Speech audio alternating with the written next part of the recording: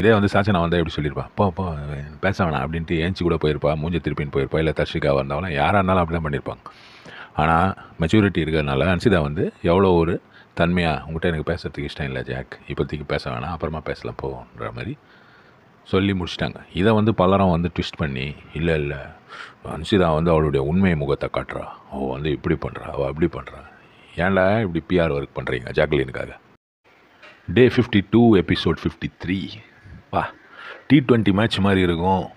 நேற்று நடந்த ஒரு டெஸ்ட் மேட்ச்னா இன்றைக்கி வந்து T20 அப்படின்ட்டு நம்ம பிக் பாஸ் சொல்லிட்டாரு. அதுக்கப்புறம் பார்த்திங்கன்னா ஒரே ரணகலமாகி போச்சு. என்ன ஒரு சண்டை அந்த பொம்மையை எடுக்கிறதுக்காக ஒருத்தரம் பிடிச்சி வச்சுக்கிறாங்க. இன்றைக்கி வந்து பிட்டு கிடையாது, அந்த பால்லாம் போட்டு வச்சு ஒழிச்சு வச்சுருந்தாங்கல்ல டாலை, அது கிடையாது. சும்மாவே அப்படியே வந்து அடுக்கி வச்சுட்டு அங்கேருந்து எடுத்து யார் வேணால் பிடிங்கிக்கலாம் அப்படின்ற மாதிரியும் ஒரு இது கொடுத்துட்டாரு. என்ன வாழ்க்கடா இது. நேற்று நடந்த டாஸ்க்கை பற்றி தான் வந்து பேச்சு. முத்துக்குமாரை வந்து சொல்கிறாரு அன்சிதா கிட்ட, இந்த மாதிரி இனிமேல்ட்டு யாருமே கேட்க முடியாதுமா, அன்சிதா வந்து பிக் பாஸ் வீட்டுக்குள்ளே போய் என்ன பண்ணா அப்படின்றது. அது உண்மையான விஷயம் தானே. ஏன்னா அவங்க வந்து அவ்வளோ நேரம் நின்னதுன்றது வந்து பெரிய மேட்ரு. அதுவும் அவங்களுக்கு வந்து அதனால் ஒரு யூஸும் கிடையாது. அவங்களுடைய டால் வந்து ஏற்கனவே உள்ளே தான் இருக்குது. மஞ்சரியுடைய டால் உள்ளே போகக்கூடாதுன்ற ஒரு இன்டென்ஷன், இன்னொன்று வந்து தீபக்கை சேவ் பண்ணோன்ற ஒரு இன்டென்ஷன். அதோட மெயினான இன்டென்ஷன் வந்து மஞ்சரியுடைய டால் உள்ளே போகக்கூடாதுன்றது தான். அதான் என்னுடைய ஒப்பீனியன். ஆனால் ஜாக்லின் விளையாடுனது தான் அசிங்கமான கேம். ஆனால் நிறைய பேர் வந்து அது நல்ல கேம்னு சொல்லுவாங்க. ஏன்னா அவள் வந்து அவ்வளோதானே சேவ் பண்ணிக்க பார்த்தான்னு. கிடையாது. நீ உன்னை சேவ் பண்ணிக்க பார்க்கும்போது ஒரு மோசமான ஆளை நீ சேவ் பண்ணுற பற்றியா, அதுதான் தப்பு. அது வந்து எத்திக்கலி அது வந்து கரெக்ட் கிடையாது. நீ வந்து நீயே இப்போ சேவ் ஆகலைன்னா கூட ஒரு மோசமான ஆள் வந்து உள்ளே வரக்கூடாது அப்படின்னு நினைக்கிறது தான் நல்ல கேம். அதை தான் வந்து ப்ரூவ் பண்ண பார்த்தது தான் வந்து அன்சிதா கிட்ட வந்து ஜாக்லின் பேசுறதுக்காக வராங்க. அன்சிதா என்ன சொல்கிறாங்க, சத்தியமாக உங்கள்கிட்ட எனக்கு பேசுறதுக்கு வந்து இஷ்டம் இல்லை ஜாக் அப்படின்னு தான் சொல்கிறாங்களே தவிர, உங்கள்கிட்ட பேச வேணாம் எனக்கு போ அப்படின்ற மாதிரி சொல்லலை. இதை தான் வந்து நோட் பண்ண வேண்டியது. அவ்வளோ இரிட்டேஷன் இருந்த போது கூட மஞ்சரி மாதிரி ஒரு ஆளை நீ சேவ் பண்ண அப்படின்ன போது கூட இதே வந்து சாச்சனா வந்தால் எப்படி சொல்லியிருப்பா, போ போ பேச வேணாம் அப்படின்ட்டு ஏஞ்சி கூட போயிருப்பா, மூஞ்சி திருப்பின்னு போயிருப்பா, இல்லை தர்ஷிகாவாக இருந்தாலும் யாராக இருந்தாலும் அப்படி தான் பண்ணியிருப்பாங்க. ஆனால் மெச்சூரிட்டி இருக்கிறதுனால அன்சிதா வந்து எவ்வளோ ஒரு தன்மையாக, உங்கள்கிட்ட எனக்கு பேசுறதுக்கு இஷ்டம் இல்லை ஜாக், இப்போதைக்கு பேச வேணாம், அப்புறமா பேசலாம் போன்ற மாதிரி சொல்லி முடிச்சிட்டாங்க. இதை வந்து பலரும் வந்து ட்விஸ்ட் பண்ணி, இல்லை இல்லை அன்சிதா வந்து அவளுடைய உண்மை முகத்தை காட்டுறா, அவள் வந்து இப்படி பண்ணுறா, அவள் அப்படி பண்ணுறா, ஏன்டா இப்படி பிஆர் ஒர்க் பண்ணுறீங்க ஜாக்லினுக்காக. அதுக்கப்புறம் லிவிங் ஏரியாவில் கூப்பிட்டு, இவங்க இந்த கண்டஸ்டன்ட் வந்த போது இப்படி இருந்தாங்க, இப்போ இப்படி மாறி இருக்காங்க அப்படின்ற மாதிரி ஒரு கேள்வி. அதுக்கு வந்து சத்யா அருண் பிரசாதை சொன்னார். அவர் வந்து வந்தபோது ரொம்ப ஒரு வேஸ்ட் மாதிரி இருந்தார்ன்ற மாதிரி, வேஸ்ட்டுன்னு சொல்ல, ரொம்ப ஒரு சட்டிலாக இருந்தார். இப்போ வந்து அடித்து தூக்கி போயிட்டே இருக்கார், ஒரு கமாண்டோ ஸ்டைல் ஆகிட்டார். தர்ஷிதா தான் இதில் வந்து ஹைலைட். சாச்சனா வந்து வந்தபோது எல்லாத்துக்கும் அடம்பிடிச்சிருந்தா, இப்போ வந்து ரொம்ப நல்லா வந்து மாறிட்டா. எங்கம்மா மாறினாவோ. இப்போவும் நேற்று கூட சிரிக்கக்கூடாது அப்படின்னா சிரிக்கக்கூடாதுன்னு சொல்கிறீங்க அப்படின்னா சிரிக்கக்கூடாது, அவள் தானே. இந்த மேட்டரை பார்த்து கூடவாமா நீ சொல்கிற அவள் மாறிட்டான்னு. இதெல்லாம் நியாயமா, இது தகுமா, இது அடுக்குமா? முத்து சொன்னது அன்சிதா மேலே, அன்சிதா வந்து அவங்களுக்குள்ளே எவ்வளோ லவ் இருக்கோ அவ்வளோ தூரத்துக்கு வந்து கேம் விளாட்ற அந்த பவரும் ஸ்ட்ரென்த்தும் இருக்குது அப்படின்ற மாதிரி காட்டிட்டாங்கன்ட்டு. ஏன்னா எப்போ பாரு அவர் அவங்கள தானே போட்டு தாக்கினே இருந்தார் முன்னாடி, ஒன்றுமே பண்ணல சம்மந்தி மேட்ருக்கு அப்புறம் வெளியவே தெரியல அப்படின்வார். இப்போ வந்து மாறிடுச்சு அந்த ஒப்பீனியன். பவித்ரா ஜனனி மேலேருந்து ரெஸ்பெக்டே போகுதுன்ற அளவுக்கு அந்த அம்மா வந்து சொல்கிறாங்க. சாச்சனா வந்து இப்போது பிஹேவியரல் சேஞ்சஸ்லாம் வந்திருக்கு. முதல்ல வந்து இவகிட்ட எப்படி பேசுகிறதுன்னு யோசிச்சுருந்தேன் வந்த புதுசில். இப்போது வந்து ரொம்ப அப்ரோச்சபுளாக, ரொம்ப வந்து பவித்ராவுக்கே அவங்களுக்கே வந்து அட்வைஸ் கொடுக்குறாங்களாம் சாச்சனா. ஏண்டா இதெல்லாம் நியாயமாடா? உன் ஃப்ரெண்டு தர்ஷிகா சொன்னான்றதுனால நீயும் அதே ரூட்டில் நீ அவளையே வந்து போயிடுற. எல்லாம் அந்த வீக்கெண்ட் எபிசோடு அந்த ஆள் வருவான், அந்த ஆள் மேலே இருக்கிற ரெஸ்பெக்ட் நம்மளுக்கு போச்சுன்னு வைங்க அப்படின்னு வருவார். கமல் வாய்ஸாக அப்படியே கொஞ்சம் காப்பி தானே. ஆமாம் தானே அவர் வந்தாருன்னா கொஞ்சம் இவங்களெல்லாம் கொஞ்சம் ஆப்படிக்க மாட்டார், ஏன்னா சாச்சனாவை ப்ரொடெக்ட் பண்ணிட்டா இவங்களெல்லாம் ஆப்படிக்க மாட்டாருன்ற ரூட்டில் போயின்னுக்கிறீங்க. இப்போ இதெல்லாம் எங்களுக்கெல்லாம் புரியாதான், நல்லா வருது. சரி, வந்து அல்பத்தனமாக நம்ம அன்சிதாவை மார்க் பண்ணிட்டு போனாங்க. அவங்க வந்து ரொம்ப நல்லவங்க மாதிரி நடிச்சிருந்தாங்க, இது பண்ணாங்க அது பண்ணாங்க. அவங்களுக்கு வந்து அப்படியெல்லாம் கிடையாது. அவங்க உள்ளே இருக்கிற வன்மம்லாம் இப்போ வெளியே வருது.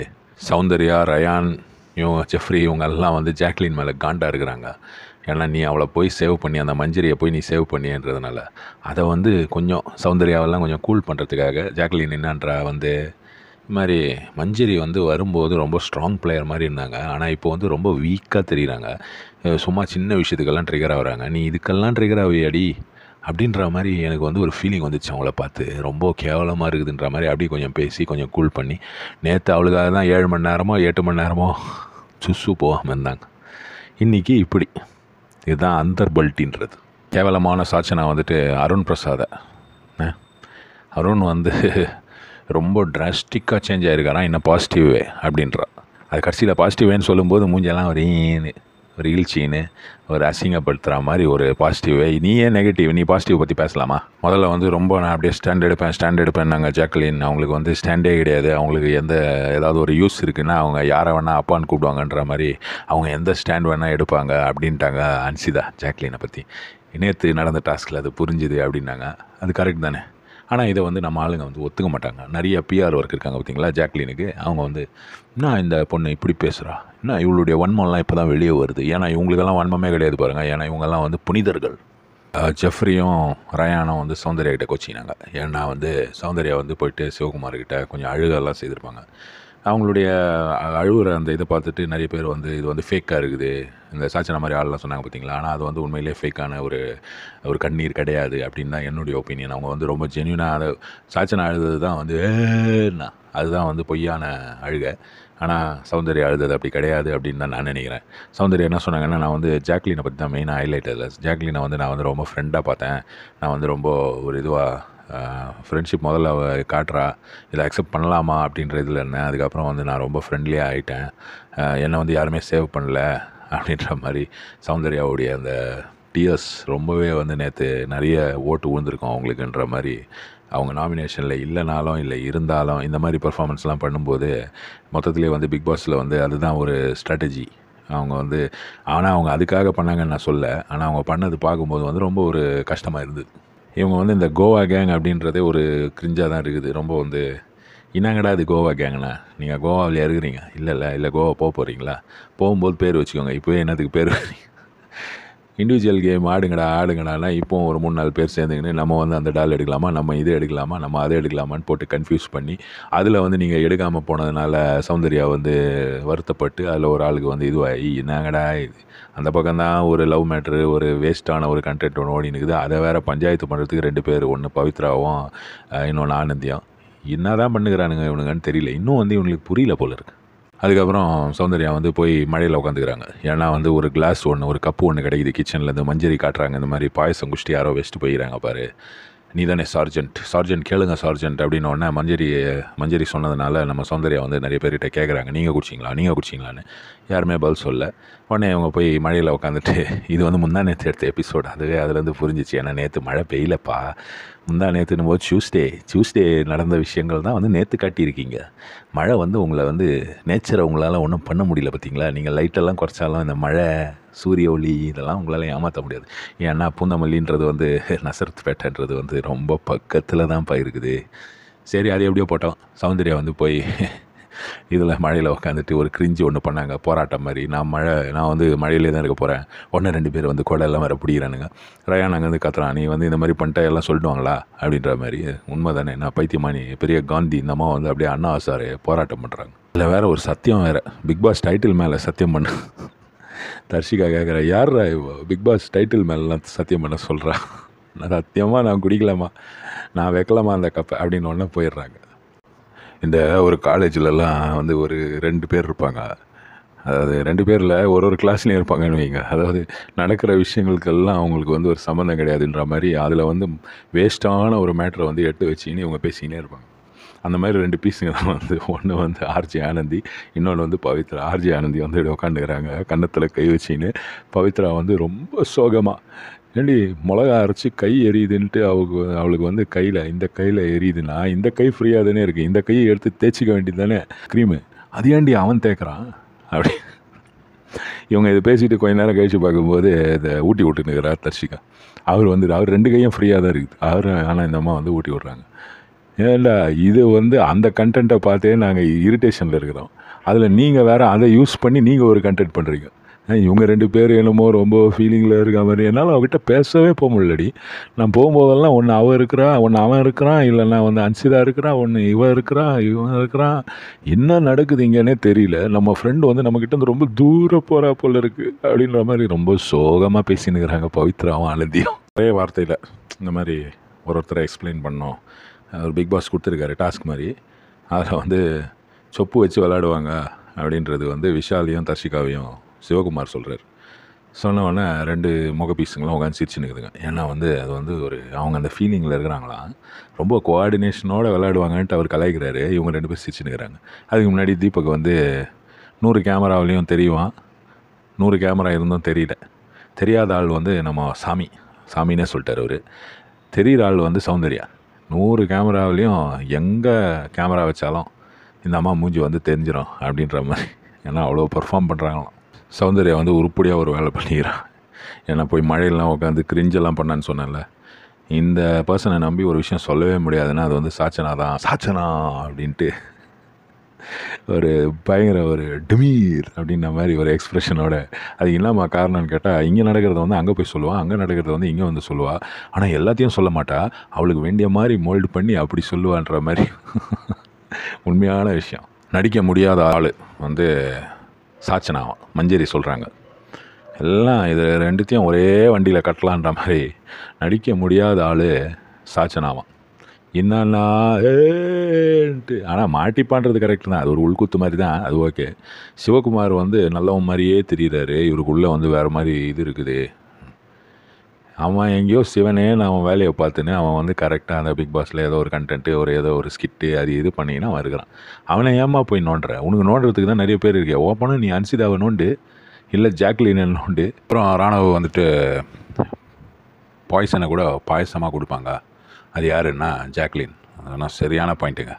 ஏன்னா மஞ்சரி கிட்ட வந்து எப்படி வந்து நீ இதை வச்சுட்டு நான் உன்னை காப்பாற்றுறேன் அப்படின்னு சொல்லிவிட்டு அன்சிதா கிட்ட வந்து ஏன் நீ வெயிட் பண்ணுகிற, தீபக் தான் தூங்க போயிட்டாரு, நீ போய் வச்சிரு அப்படின்ற மாதிரி ரொம்ப பிஆர் ஒர்க்கு பண்ணாங்க. ஆனால் வந்து அன்சிதா கிட்ட அது ஒர்க் ஆகலை. அதே மாதிரி ஜாக்லின் பல இடங்களில் இந்த மாதிரி வந்து பாய்சனஸான விஷயத்த வந்து அப்படி பாயசம் மாதிரி கொடுக்க ட்ரை பண்ணுவாங்கன்றதை கரெக்டாக புரிஞ்சு வச்சுன்னு சொல்கிறான். ஆனால் அடுத்த நிமிஷமே மென்டல் ஆகிட்டான். அவனுக்கு ஒரு ப்ராப்ளம் இருக்க சொல்லியிருக்கேன்ல, கொஞ்சம் வந்து அவருடைய என்ன சொல்கிறது, பிரெயினுக்கும் வாய்க்குமான அந்த கோஆர்டினேஷன் திடீர்னு வந்து மாறிடும். அடுத்தது வந்து பாய்சன் யாருன்னு கேட்டால் சௌந்தர்யான்ட்டான். ஏன்னா சௌந்தர்யா என்னடா பாய்சன் பண்ணிச்சு? மஞ்சரியை பார்த்தா உனக்கு பாய்சனாக தெரில, தர்ஷிகாவை பார்த்தா உனக்கு தெரில, சாச்சனாவும் உனக்கு தெரியவே இல்லை.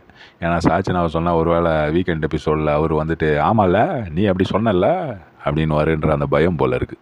கிட்டவா எட்டப்போ அன்சிதாவுக்கு வந்து இது கிட்டவாவில் ஆனந்தி சாமி அவள் வந்து உன்னை பற்றி பின்னாடி என்ன நான் பேசினுக்கிறேன் தெரியுமா உனக்கு? நீ வந்து பொசசிவாக இருக்கிற, நீ வந்து இப்படி இருக்கிற, உங்ககிட்டயே வந்து கேட்டா. ஆனால் அது வந்து இவங்களுக்கு ரொம்ப ஒரு இதுவாக இருக்குதான், பாசிட்டிவாக இருக்குதான் அந்த மாதிரி கேட்குறது. அந்த மாதிரி வந்து சைக்கலாஜிக்கலாக நம்ம டவுனாக இருக்கும்போது ஆனந்தி கிட்ட பேசினா அப்படியே வந்து ரிஜுவனேட் ஆகிடுவாங்களாம். எட்டப்போ வந்து நம்மளுக்கு தெரியும் யாரை சொல்லுவாங்கன்னு, ஜாக்லின் போ போ போ அப்படின்னு. இவங்க சுத்தம் இது வந்து பவித்ராவுக்கு இவங்க சுத்தம்ன்ட்டு கொடுத்தாங்க ஆனந்தி. சுத்தம் அப்படின்றது வந்து சாச்சனாவுக்கு. ஏன்னா குளிக்க பாத்ரூம் போகலாம் கூட அதை வந்து எழுப்பி உண்ணமாங்க. இந்த மாதிரி ஒரு ஜென்மம் இந்த ஷோவில் தேவையா? இவருக்குள்ள ஒரு குழந்தை, இது ஒரு குழந்தையா சாச்சனா? ஜெஃப்ரி சொன்னதுங்க, நான் சொல்ல. இவருக்குள்ள ஒரு குழந்தை இருக்குது, ரஞ்சித் சார். என்ன மனுஷன்ப்பா. அதுக்கப்புறம் நம்ம டபா வந்தார். வந்துட்டு அது வந்து அவர் ப்ரொஃபஷன், அவர் வந்து பெரிய விஷயம் ஒன்றும் பண்ணலையே, அதுக்கு ஏன் இவ்வளோ கைத்தட்டல் வருது? அந்த கேட்டகரியில் ஏன் கைத்தட்டல் வருது? அந்த கேட்டகரியில் முத்துவை சொல்லிக்கிறாங்க நம்ம அருண் பிரசாத். இது உனக்கு தேவையா? அதே மாதிரி நல்ல கேம் விளையாடுறாரு, இவருக்கு ஏன் அவ்வளோ அப்ரிசியேஷன் வரல? அது வந்து தீபக், அது வந்து ஓகே. ஆனால் அதுக்காக நீ வந்து உங்ககிட்ட இருக்கிற அந்த வன்மம் இருக்கு பார், அதை வந்து காட்டக்கூடாது. இப்போ அன்சிதா காட்டினா வன்மன்றீங்க, ஆனால் அருண் பிரசாத் காட்டும்போது வன்மம் கிடையாது, அதுவும் வன்மம் தாங்க. டபா ஜாக்லின் ரயான் வந்து அக்கா தம்பி மாதிரி ஒன்று பண்ணுறாங்களே, அது நல்லாவே இல்லை, அது க்யூட்டே கிடையாது. இந்த பேர் க்யூட்டுன்னு நினச்சி ஒன்று பண்ணுது, அது நல்லா இல்லை. அது வந்து சாச்சனா சொன்ன விஷயம். ஜாக்லின் ரயான் வந்து பண்ணுறது நல்லா இல்லையா? ஆனால் அருண் பிரசாதும் ஆனந்தியும் பண்ணது வந்து ரொம்ப நல்லா இருக்கான். அந்த பேர். நான் நினச்சேன் விஷால், தர்ஷிகா, அதே மாதிரி இந்த பக்கம் வந்து பவித்ரா ஆனந்தியோ இல்லை ரயான் சௌந்தர்யாவோ இந்த மாதிரி எதாவது சொல்லுவான்னு. இல்லை உன் பேரே சொல்லிக்க வேண்டியதானே, நீயும் முத்தும் ஒன்று பண்ணுறீங்களே, அது அக்கா தம்பி மாதிரியா, அக்கா தங்கச்சி மாதிரியா இருக்குது, இல்லை அண்ணன் தங்கச்சி மாதிரியா இருக்குது. நானே குழம்பிட்டேங்க. ஆர்வ கோளாறு, ஆர்வம் இல்லாத கோளாறு, ஆர்வம் இல்லாத கோளாறு சிவகுமாருன்றாரு நம்ம ஐயா. சாமி, என்ன ஐயா இது, ஏன் ஐயா அந்த சிவகுமாரன்றீங்க? உங்கள் 2 பேருக்கும் நல்லா தானே கெமிஸ்ட்ரி ஒர்க் அவுட் ஆகிருந்து, ரொம்ப ஃப்ரெண்ட்லியாக இருந்தீங்களே. ஆனால் விடு சாமி அப்படின்னீங்க அன்றைக்கி. இப்போ அவர் உங்களை அடிக்கிறாரு, நீங்கள் அவர் அடிக்கிறீங்க. ஏன் 2 பேரும் ஒரே மாதிரி கேட்டகிரியா? ரத்த பூமி அப்படின்ற மாதிரி சண்டையை மூட்டி விட்டார்ல பிக் பாஸ். இது வந்து நீங்கள் வந்து ஓப்பனாக சண்டை போடலாம்ன்ற மாதிரியே சொல்லிட்டார். ஏன்னா டாலை வந்து எடுத்துன்னு போகும்போது தடுக்கலாம், யார் டால் உள்ளே போகக்கூடாது, அதை வந்து பிடுங்கலாம், இந்த மாதிரியான ரொம்ப பேட் வேர்ட்ஸ் எல்லாம் வந்து அவர் வந்து சொல்லி கொடுத்துட்டாரு இந்த அப்பாவி மக்களுக்கு.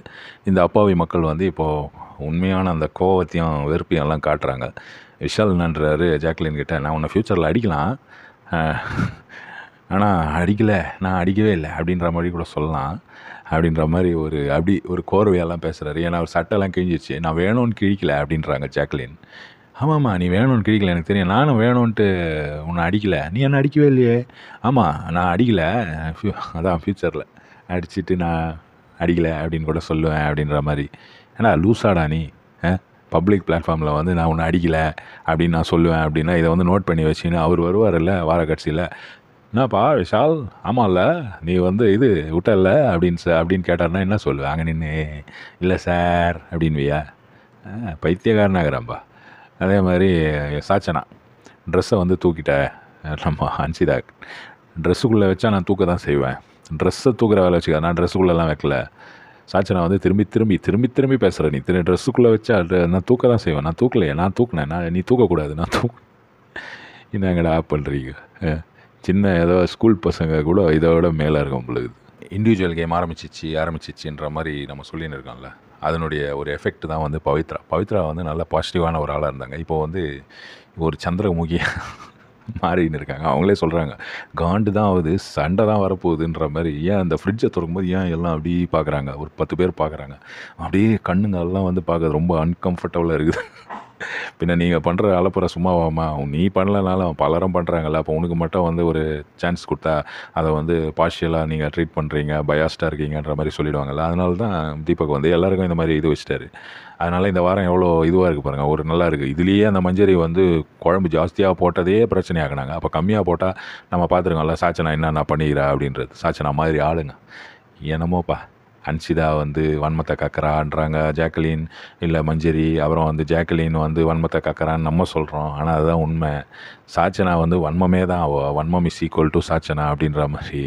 மஞ்சரி வந்து அதே தான் ஆனால் சாச்சனா அளவுக்கு பவர் இல்லை மஞ்சரிக்கு, அவ்வளோ சப்போர்ட்டும் கிடையாதுன்னு நினைக்கிறேன். வெளியில் அவுட் ஆகிடுவாங்க போல இருக்குது. எப்படியோ இந்த வாரம் வந்து இதோட அவள் தான் போல இருக்குது. ஏன்னா நேற்று மழை பெய்ததுனால நேற்று வந்து ஒன்றும் அந்த லைட்டாக அந்த T20 மாதிரி அந்த டால் டாஸ்க்கை நடத்தி சீக்கிரமாக முடிச்சிட்டாங்க.